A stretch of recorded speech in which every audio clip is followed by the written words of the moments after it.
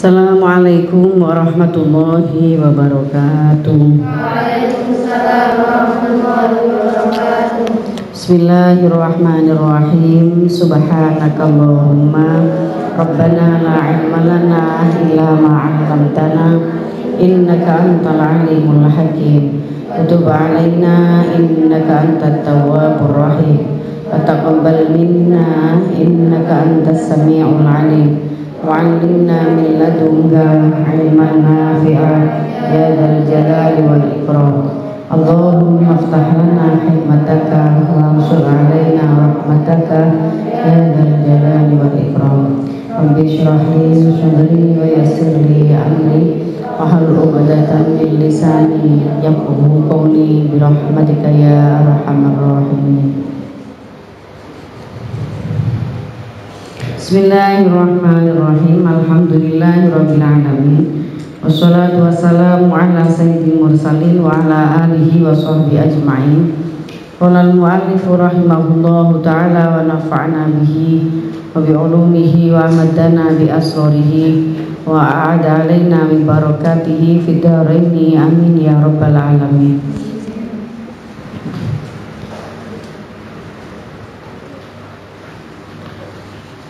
Salli wa sallim daiman ala Ahmad.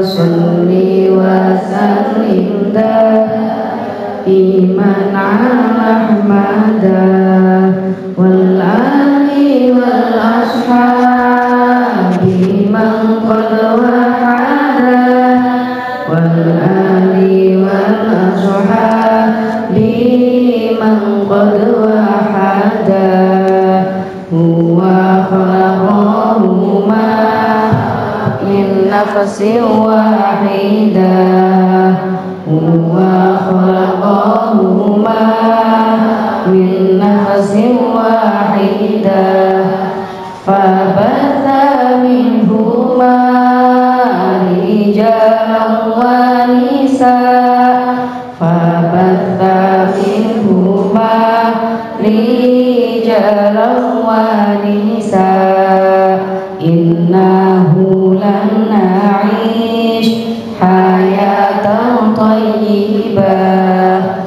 innahu lan na'ish hayatan thayyibah illa bi juhdina rijalan wa nisaa illa bi juhdina rijalan wa nisaa innahu lan nashhad hayatan adilah innahu lan nashhad hayatan adilah illa bi'adlina rijalan wa nisaa illa bi'adlina rijalan wa nisaa. Ada kehidupan yang harmonis, yang indah, yang baik tanpa kesungguhan laki-laki perempuan untuk membuat kehidupan, menciptakan kehidupan yang harmonis. Tidak ada juga kita bisa menyaksikan kehidupan yang adil tanpa keadilan laki dan perempuan. Keadilan yang diciptakan oleh laki-laki dan perempuan. Kita lanjutkan babul mar'ah wa kasbiha lil arzak wa infaqiha. Nah, jadi ini perempuan bekerja ya. Beberapa hadis yang menceritakan tentang perempuan bekerja dan perempuan-perempuan yang menafkahi keluarganya. An Jabir bin Abdullah radhiyallahu anhu yaqulu tuliqat khalati faradat an tajudda nakhlaha fazajaraha rajulun an takhruja fatat an-nabiyya sallallahu alaihi wasallam. Tuliko den cerai sapa kholati bibi ingsun, di perempuan korban perceraian. Fa'aradat mongko ngarepaken sapa kholah anta juga ing ento memetik sapa kholah nakhlaha ing kurmane kholah. Fazajara muli nglarang ha ing kholah sapa rajulun wong lanang antakhruja ing ento metu sapa kholah. Fa'atat nekani sapa kholah an-nabiy ing nabi sallallahu alaihi wasallam. Faqala nudawu sapa nabi bala iya. Fajudi moko meti sapa sira wadon nakhlaki ing kurma sira. Fainaki moko sak temene sira wadon iku asa antasoddaki menawa-menawa yen to aweh sedekah sira wadon au taf'ali utawa nglakoni sira wadon ma'rufan ing kebagusan.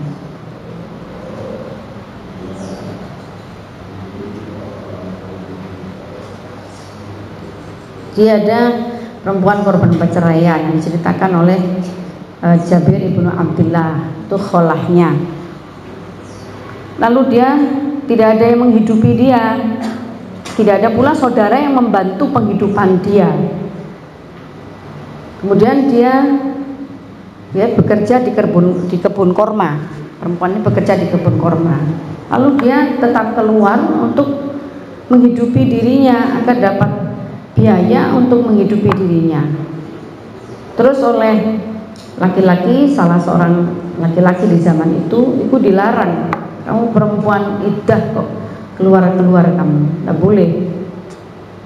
Terus beliau ini kholahnya Jabir ini lalu sowan ke Rasulullah. Pripun iki Kanjeng Nabi? Jadi gak ada celengan, gak ada simpanan uang celengan yang tabungan yang bisa untuk saya pakai menghidupi diri saya. Betul-betul saya butuh bekerja agar saya bisa menghidupi diri saya.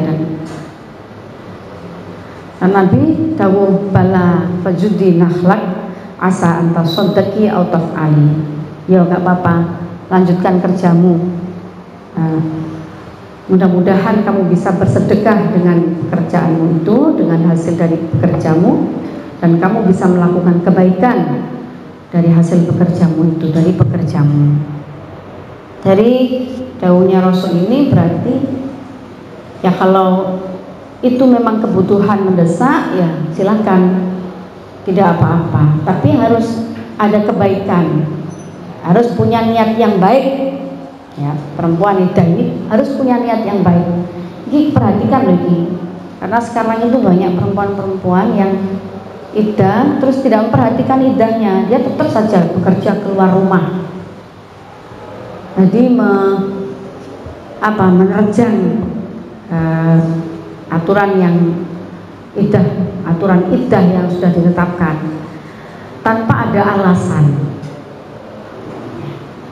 Ini kan perempuan ini maturnya ke Rasulullah karena memang dia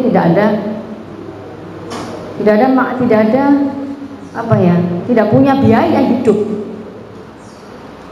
hidup yang memang bekerja itu betul-betul dia butuhkan untuk biaya hidup dia.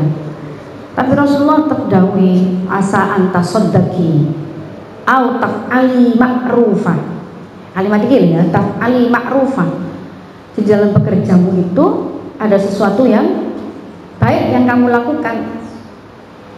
Nah, terus kalau keluar rumah cari laki lain misalnya, alhamdulillah, kan bisa saja itu terjadi, padahal masih dalam kondisi iddah. Jadi kan tidak ma'rufah. Atau misalkan masih ada simpanan yang cukup untuk biaya hidup, sementara harus dipertimbangkan betul, sementara kalau keluar itu bisa menjadi fitnah bagi dirinya, ya dihindari saja. Bukankah nanti juga dorornya, bahayanya juga akan kembali kepada dirinya sendiri.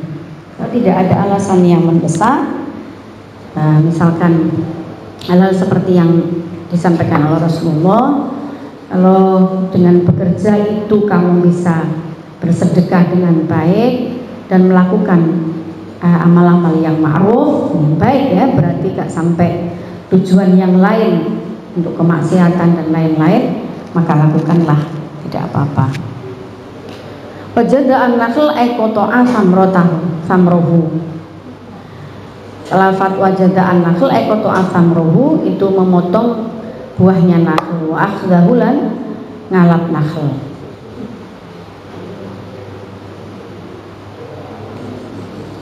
Jadi harus terpaksa untuk menghidupi dirinya karena tidak ada yang menghidupi dirinya, tidak ada yang mencukupi dirinya dalam kondisi ini ya.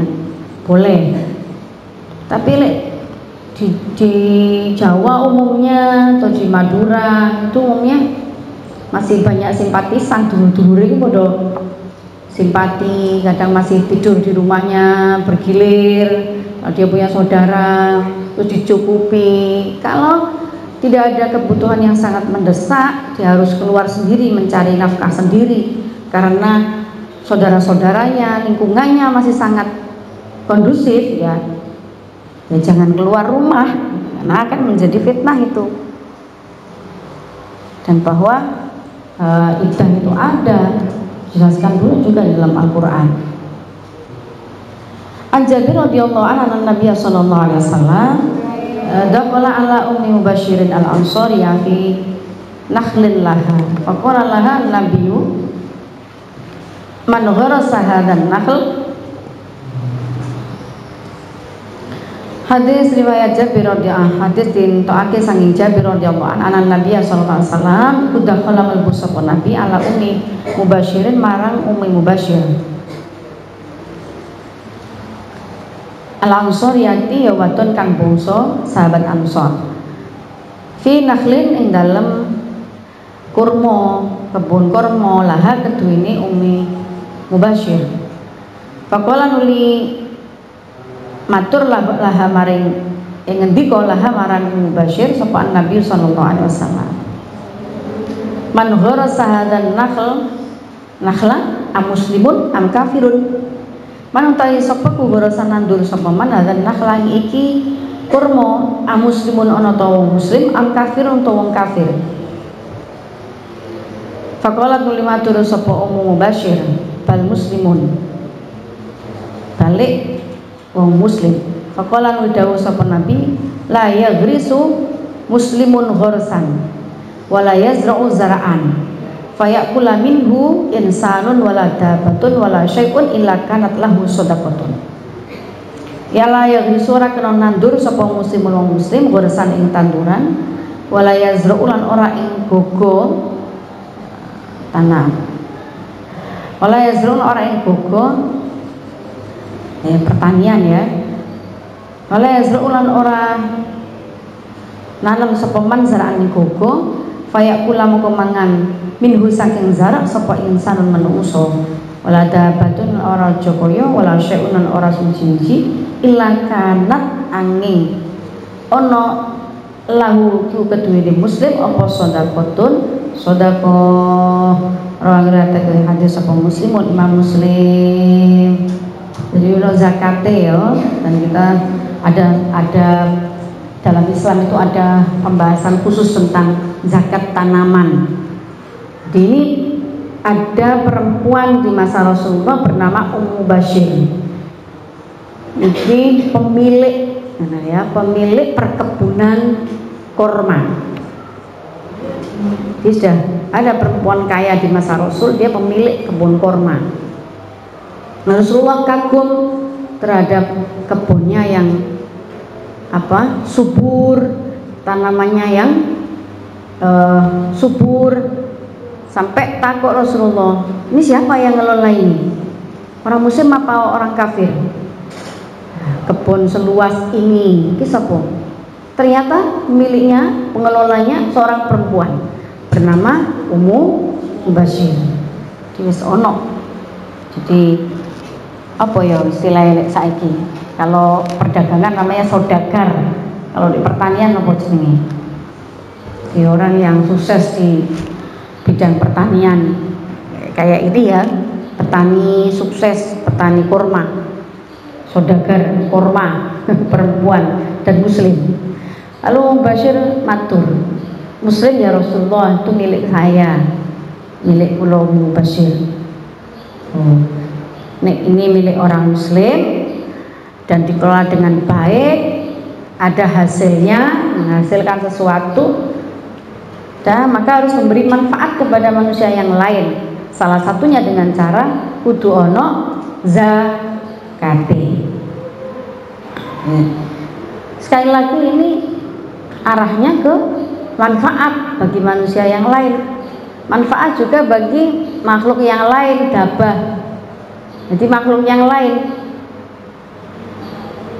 itu apa ya, menyuburkan tanamannya, terus memberikan makanan ternak, makanan pada ternak yang dengan makanan yang baik.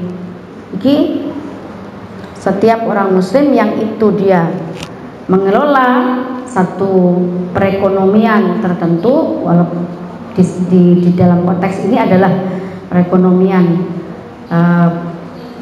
pertanian, itu ono harus ada apa? Harus ada zakatnya. Zakat itu yang memberkahi rizkinya, tidak kotor rizkinya, tidak untuk dia sendiri. Riwayatkan hadis sapa Muslimun Imam Muslim. An Mu'ad bin Sa'id au Sa'id bin Mu'ad anna jariyata lika bin Malikin kanat tar'a ghanaman. Ki macam-macamnya profesi perempuan di masa Rasulullah ya. Ada yang jadi pegawai di kebun kurma, buruh lah ya orang sekarang kalau istilahnya buruh. Ada yang jadi saudagarnya, pemiliknya. Ada yang angon itu menggembala kambing. Ada dalam semua profesi ini. Al-Sa'id bin Mu'adin an-Najariyah li Ka'b bin Malikin kanat tar'a ono sapa jariyah, kanat ono sapa jariyah kutara angon sapa jariyah gonaman ing kambing. Bisa lain ing dalam gunung Salak. Fausibat moko dan kenani apa syatun pedus minha sangking, apa syatun minha sangking ghanam. Fa'adrokat moko nemoni sapa jariyah ha ing syat, fadzabahat mongko nyembelih sapa jariyah ha ing syat dihajarin kelawan watu. Rasulullah ditakani sapa Nabi sallallahu alaihi wasallam. Faqala kuluha mangano sapa sira ha ing syat.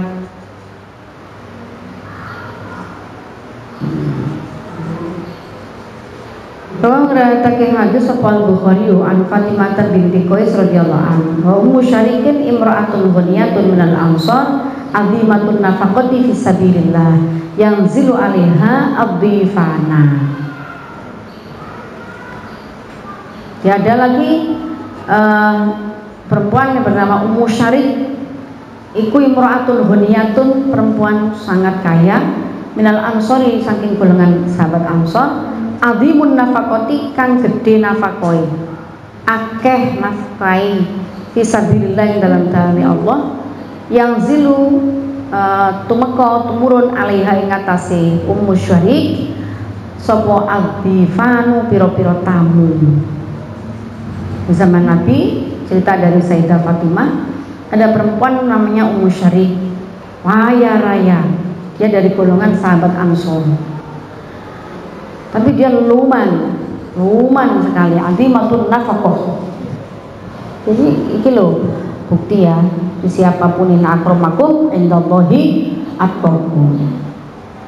Dia berhak, perempuan itu berhak, kalau memang kekayaan itu adalah dari hasil dirinya sendiri, dia berhak mengelola semaksimal mungkin hasil kekayaannya itu untuk kepentingan umat, untuk kepentingan umat. Seperti Ummu Syarik, ini perempuan kaya raya dari sahabat Ansor, dan dia banyak kedatangan tamu ya untuk minta bantuan, untuk dia bantu. Jadi artinya menggunakan kekayaannya itu untuk kepentingan agama, untuk kepentingan umat, khususnya umat Islam. riwayataken hadis sapa muslimun Imam Muslim. Tapi ada pula yang penggembala kambing tadi, tapi dia juga penyembelih, jadi bisa menyembelih, punya ilmu menyembelih hewan ternak dengan baik. Rasulullah ditanya oleh sahabat, itu pripun Kanjeng Nabi yang nyembelih orang perempuan? Dawuh Nabi, puluhan, makanlah, tidak apa-apa. Penyembelih hewan itu tidak harus laki-laki. Kalau perempuan itu dia bisa menyembelih dengan benar sesuai dengan syariat, ya makanlah. Rasulullah dawuh puluhan. Itu hasil sembelihan dari jariyah tadi, itu jariyah di Ka'b bin Malik di budaknya Ka'ab bin Malik. Ini perempuan budak ya, Rasul yang nyembelih. Nah, kenapa memangnya kalau dia perempuan budak? Kalau dia paham ilmu nyembelih menurut syariat Islam, paham, ya makan, tidak apa-apa, halal. Jadi Rasulullah tidak pernah membedakan status sosial seseorang, tidak pernah. Itu Rasulullah membedakan. Rasulullah pun mendatangi satu kebun milik perempuan, milik seseorang yang ternyata itu perempuan, pemilik kebun itu kaya raya juga, perempuan kaya raya, pemilik kebun.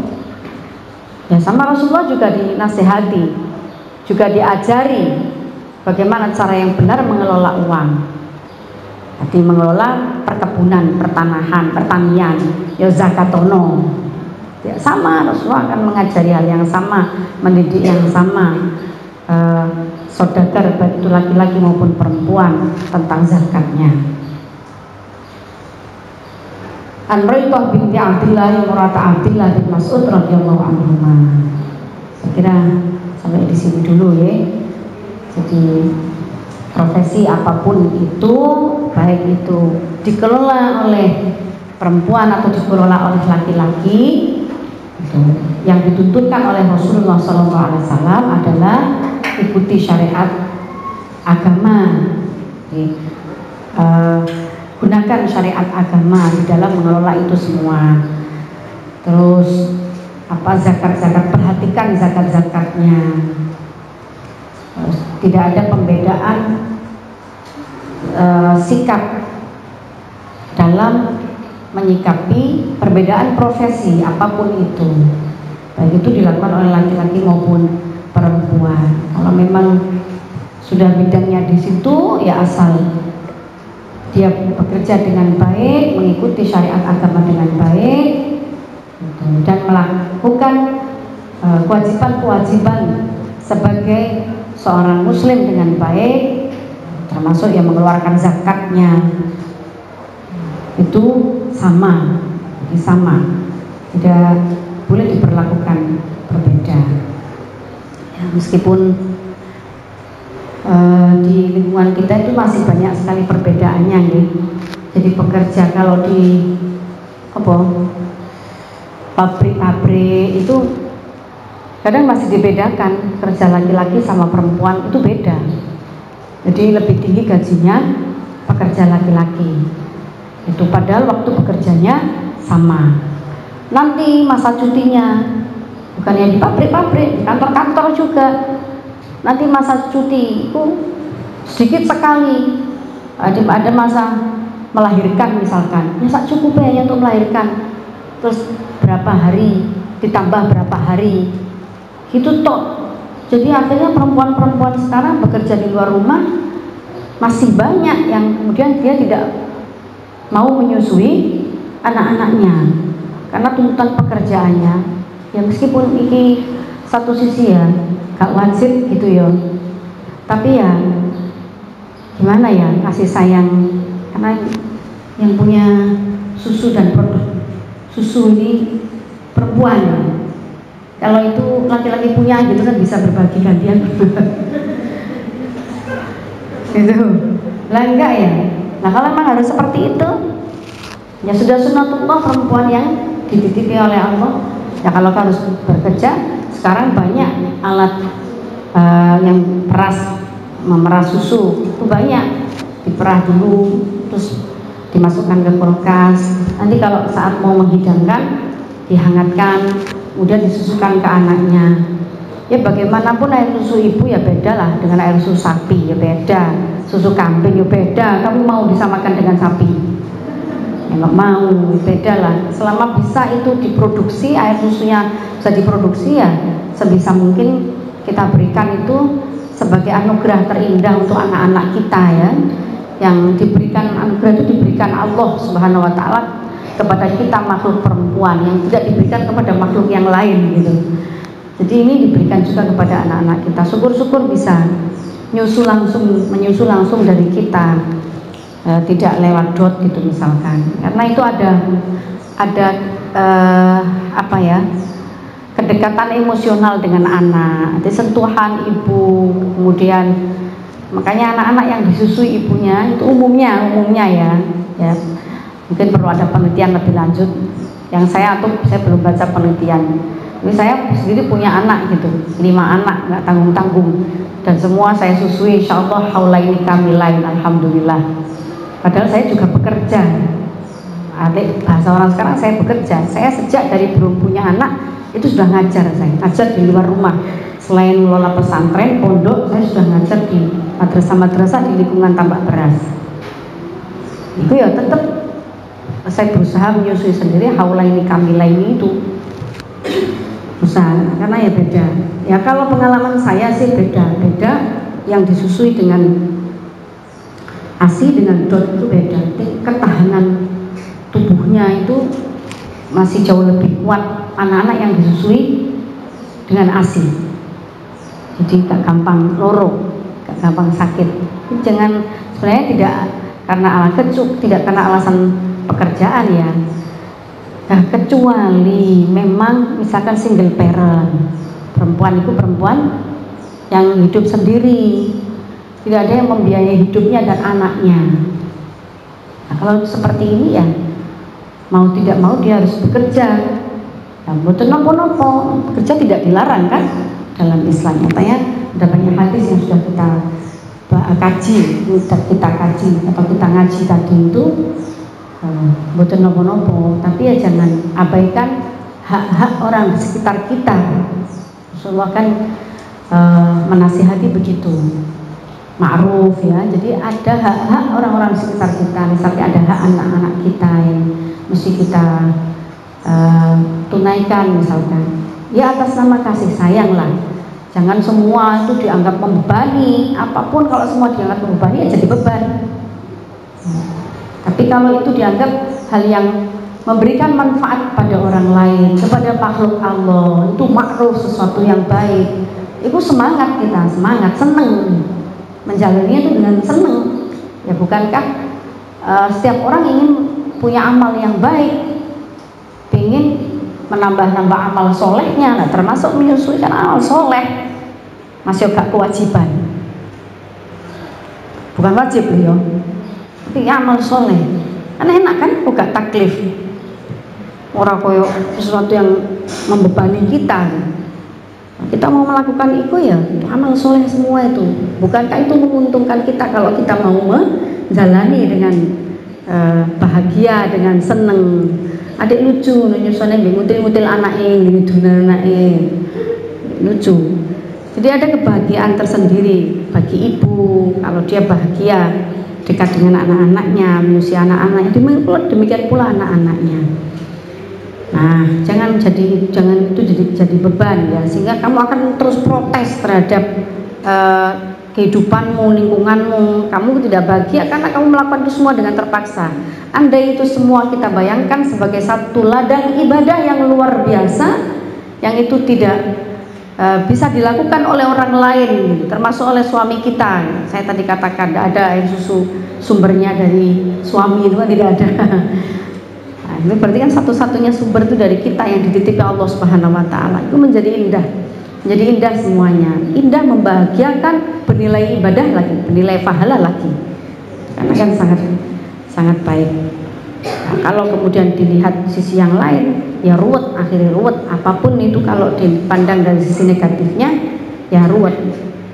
Ya mudah-mudahan kita selalu bisa melihat yang sisi yang baik ya dari ini semua, termasuk berbagi peran gitu. Kalau ibunya sudah menyusui, lelah menyusui, bangun malam, itu ya pasangannya harus paham kondisi yang melelahkan ini. Jadi tugas-tugas yang lain, nah ya sebaik-baik kamu adalah yang paling baik akhlaknya kepada perempuan. Nabi dawuh dan tadi ini laki-laki butuh paham. Saya itu sejak punya anak pertama itu kalau malam itu nggak pernah bangun. Bu ya apa bu? Yo maksudnya gak mendatangi ini anakku nangis, terus dinasehati kalau Bu Nyai. Jadi kan ibu sudah wafat waktu itu. Akhirnya Bu Nyai yang telepon. Tahu saya punya anak, terus Bu Nyai telepon. Yang telepon bukan saya, yang telepon abahnya anak-anak. Apa kolek telepon, Gus begini. Diajari jadi ayah yang baik. Jadi kalau anaknya bangun kan di box, anaknya taruh di box.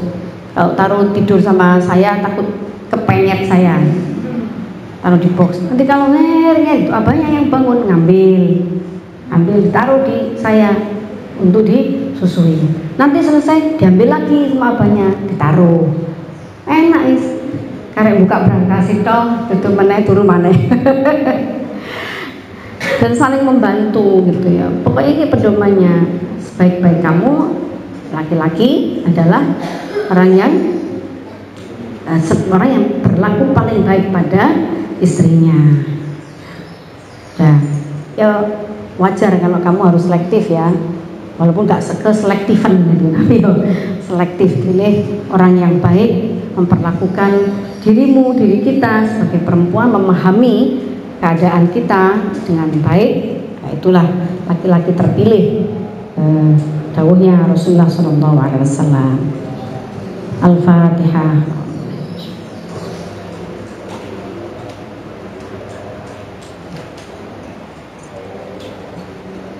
Bismillahirrahmanirrahim. Allahumma salli ala Sayyidina Muhammad wa ala ahli Sayyidina Muhammad. Allahumma inni astaudiuka ma 'allamtani faruddu ilayya 'inda hajati ilayhi wa la tunsini ya rabbal alamin. Allahumma inni astaudiuka ma 'allamtani faruddu ilayya 'inda hajati ilayhi wa la tunsini ya rabbal alamin. Allahumma inni astaudiuka ma 'allamtani faruddu ilayya 'inda hajati ilayhi wa la tunsini ya rabbal alamin. Assalamualaikum warahmatullahi wabarakatuh.